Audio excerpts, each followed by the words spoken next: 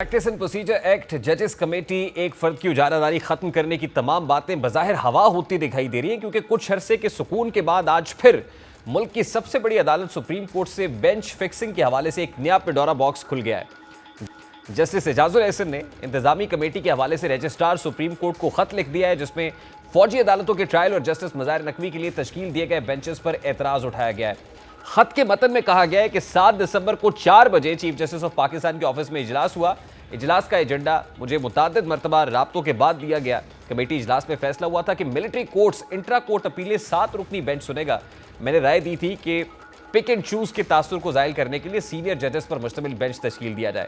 Chief justice of Pakistan ने मेरी तजवीज़ से इत्तफाक किया था और कहा था कि मैं जजेस से राय लूंगा, अगर कोई जज ना बैठा तो इसके बाद दूसरा सीनियर जज शामिल करेंगे। उन्होंने कहा कि मुझे कमेटी मीटिंग के मिनट से आगाह नहीं किया गया। आर्टिकल 184 की शिक 3 के तहत दरखास्त पर समाअत के लिए तश्कील दिया गया बेंच भी सीनियर जजेस पर मुश्तमिल नहीं है। कमेटी इजलास के मिनट्स मेरी मंजूरी के बगैर वेबसाइट पर अपलोड किए गए। मेरा ये नोट भी वेबसाइट पर अपलोड किया जाए। खत के मतन में मजीद कहा गया कि कमेटी इजलास में 7 रुकनी बेंच पर इत्तफाक की बजाय 6 रुकनी बेंच तश्कील दे दिया गया है और सीनियर जजेस के बेंच में शामिल न होने के हवाले से मैं मुकम्मल अंधेरे में हूँ। 3 रुकनी खुसूसी बेंच की तश्कील में भी सीनियरिटी को मद्देनजर नहीं रखा गया। अदालती वकार और शफाफियत को मद्देनजर रखते हुए सीनियरिटी के असूल को पर इत्तफाक किया गया। यह भी इत्तफाक किया गया कि मुतल्लिका जजेस का मौक़िफ़ लेने के बाद कमेटी मेंबरान को आगाह किया जाएगा। जुमे के रोज़ 2 मरतबा कॉल्स करने के बाद बताया गया कि फ़ाइल चीफ जस्टिस के चैम्बर में मंजूरी के लिए गई है।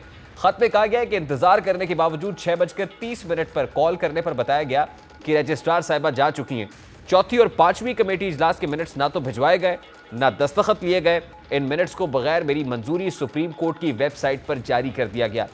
अब जस्टिस एजाजुल एहसन की तरफ से ये जो तहफ़्फ़ुज़ात उठाए गए हैं, इस पर बात करने के लिए executive committee Pakistan bar council Hasan Raza Pasha साहब हमारे साथ मौजूद है। अस्सलाम वालेकुम पाशा साहब, बहुत बहुत शुक्रिया आपके वक्त के लिए।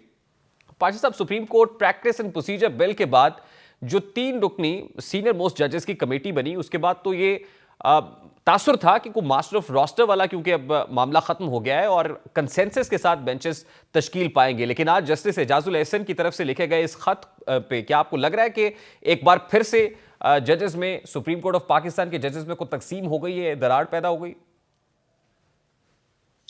देखिए, तकसीम और दरार तो मेरा ख्याल है कि 3-4 साल से चली आ रही है और साबका चीफ जस्टिस साहब के जो आखिरी अय्याम थे उस वक्त इंतहाई पीक पे थी और फिर मौजूदा चीफ जस्टिस साहब ने जब ओथ लिया उसके बाद उन्होंने पहली मीटिंग कॉल की, फुल कोर्ट मीटिंग, और फिर practice and procedure act live आप सब ने, पूरी कौम ने, दुनिया ने देखा, उसमें भी एक फैसला आया। और अगर आप प्रैक्टिस एंड प्रोसीजर एक्ट पढ़ें तो उसमें वाज़ेह तौर पे लिखा है कि 3 रुकनी कमेटी बनेगी और वो ही फैसला करेगी और अगर कॉन्फ्लिक्ट की सूरत में और मेजॉरिटी का जो फैसला होगा वो होगा। अब ये नहीं पता कि इस मीटिंग में जनाब जस्टिस एजाजुल एहसन साहब मौजूद थे, जो कि अभी जिन केसेस का 2 केसेस का आपने हवाला दिया, उनकी जो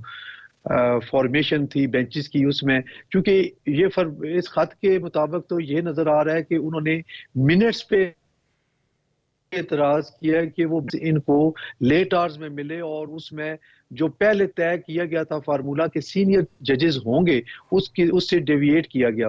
लेकिन ये नहीं कहा कि इनमें मेरी राय ली गई या नहीं ली गई।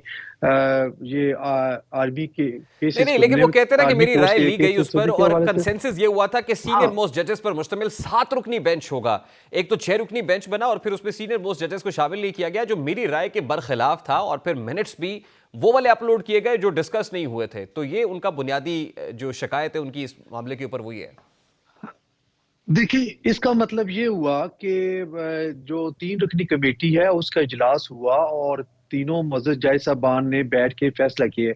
अब मिनट्स का है तो अगली जो तरीकाकार क्या होता है कि जब अगली मीटिंग होगी तो वो सबसे पहला जो एजेंडा आइटम होता है वो होता है जो साबका मीटिंग के जो मिनट्स हैं उनको अप्रूव किया जाता है। तो वहां पे जनाब जस्टिस एजाजुल एहसन साहब को ये पूरा कुल्ली इख्तियार होगा कि वो मिनट की किसी शिक पे अगर उनको ऑब्जेक्शन है तो वो इन राइटिंग वहां पे कर सकते हैं, और उनको करना भी चाहिए अगर उनसे उनकी राय नहीं ली गई या वो से समझते हैं नहीं पाशा साहब, कि मेरा सवाल बड़ा मिनट्स सादा सा आज है। देखिए, आज टुगेदर से पहले मीटिंग भी से इस तरह डिफरेंट है। खुतूत लिख के अपने तहफुजात का इजहार किया जाता था। वो जस्टिस काजी फायज ईसा हो, जस्टिस सरदार तारिक मसूद हो, माजी में हमने देखा है कि वो भी शिकायतें इसी तरह से करते थे।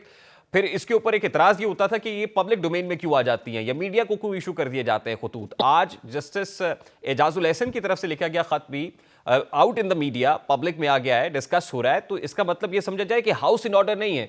मतलब ये तो ऐसे भी हो सकता था कि बैठ के एक कमरे के अंदर ये सारे रिजर्वेशंस डिस्कस कर लिए जाते, वहीं पर जो ब्रदर जजेस हैं वो तय कर लेते कि मामला किस तरह आगे चलेंगे। लेकिन जब बातें पब्लिक में आना शुरू करते तो समझा जाए कि हाउस इन ऑर्डर नहीं है इस वक्त।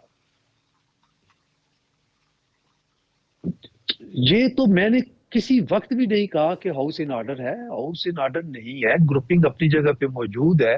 अलबत्ता ये जो खत के जरिए कहा गया, मैं समझता हूँ कि ऑनरेबल चीफ जस्टिस साहब को इस पे सोचना चाहिए और अपनी कमेटी की मीटिंग बुला लें या फुल कोर्ट मीटिंग जरूर बुलाएं। एक उन्होंने बुलाई 2019 में आखिरी दफा बुलाई गई थी, और या फिर बाद में अब इन्होंने ओथ लेने के बाद बुलाई। और क्या ही मजाक, कोई मजाका नहीं है इसमें कि एक मीटिंग फिर ये बुला लें और वहां पे बात सुने। जब वहां पे बात सुनी जाएगी, आपस में डिस्कशन करेंगे, कथारसिस होगा, तो फिर शायद लेटर्स वाली बात ना हो। उस वक्त जब चीफ जस्टिस मौजूदा चीफ जो मौजूद है वो खत लिखा करते थे, तो उस वक्त तो वाकई एक प्रॉब्लम था कि फुल कोर्ट मीटिंग भी नहीं हो रही थी, और एज सच कोई कमेटी भी वो सरफेस पे नहीं थी, क्योंकि कमेटी की प्रैक्टिस एंड प्रोसीजर ठीक। एक्ट का अच्छा पाशा साहब, मंजूर एक और होने के कानूनी बाद नुक्ता बनी भी है। है। तो देखिए, इससे बहरहाल मिलिट्री कोर्ट्स में सिविलियंस के ट्रायल के खिलाफ जो दरखास्तें थी, जस्टिस एजाजुल एहसन की सरबराही में 5 रुकनी बेंच सुन चुका है और फिर इसको मुस्तरद भी कर चुका है। मतलब अब जब जस्टिस एजाजुल एहसन साहब शिकायत कर रहे हैं तो कानूनी तौर पर एक जज जो ऑलरेडी अपनी सरबराही में इस केस को टेकअप कर चुका है, वो बेंच में मौजूद थे, तो क्या कानूनी तौर पर उनकी शिकायत जायज़ है? क्या वो जज जो ऑलरेडी माइंड अप्लाई कर चुका हो, अब अपनी जो है इस हवाले से फैसला दे चुका हो, क्या कानूनी तौर पर उनसे राय ली जानी चाहिए? एक तरफ supreme court practice and procedure bill है, 3 रुकनी कमेटी है, दूसरी तरफ ये कानूनी नुक्ता है, तो कानून क्या कहता है सर?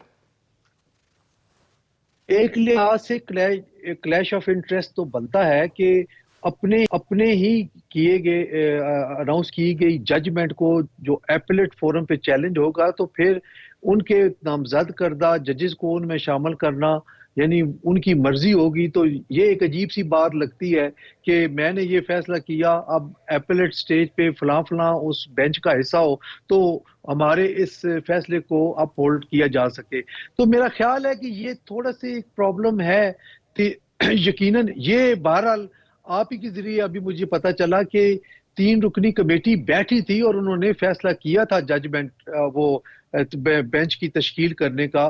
तो ये एक खुशआइंद बात है कि मीटिंग्स हुई, बहरहाल राय ली गई। अब मिनट्स का जहां तक तल्लक है, ऑब्जेक्शन वो बिल्कुल उनका जायज बनता है। वो जब अगली मीटिंग होगी नए बेंचेस की तश्कील के हवाले से, तो फिर वहां पे वो मिनट्स अप्रूवल के वक्त वो अपना ऑब्जेक्शन रिकॉर्ड कर सकते हैं और करना चाहिए उनको। तो मैं समझता हूं कि ये शायद उन्होंने ये जो लेटर अभी भेजा है ये प्री मैच्योर है। इनको उस मीटिंग का इंतजार करना चाहिए था जहां पे इनको ऑब्जेक्शन करने का पूरा हक और इख्तियार हासिल है। बहुत बहुत शुक्रिया, बहुत शुक्रिया हसन रजा पाशा साहब आपके वक्त के लिए। चेयरमैन